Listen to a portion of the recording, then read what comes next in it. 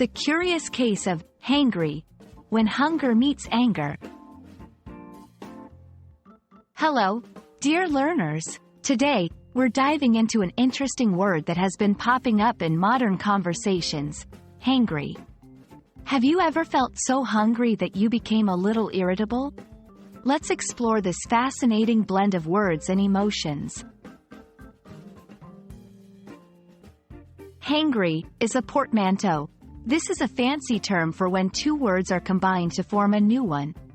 In this case, hangry comes from hungry, desiring or needing food; angry, feeling or showing strong annoyance, displeasure, or hostility.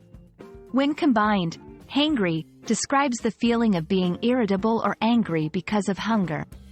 It's that moment when you're so hungry that everything seems annoying. Now that we know what hangry means, let's see how we can use it in conversations. 1. I haven't eaten since morning, and I'm starting to get a bit hangry. 2. You might want to give her a snack.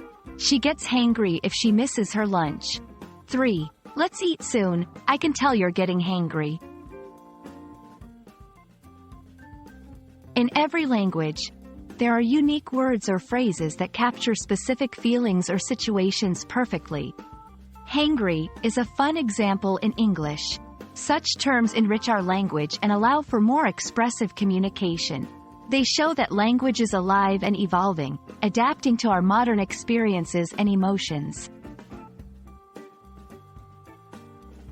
So, the next time you feel a little grumpy because your stomach is growling, remember the word hangry. It's a fun and accurate way to describe that very feeling. We hope this explanation sheds light on this modern English term. Keep exploring and enriching your vocabulary. Until next time, happy learning!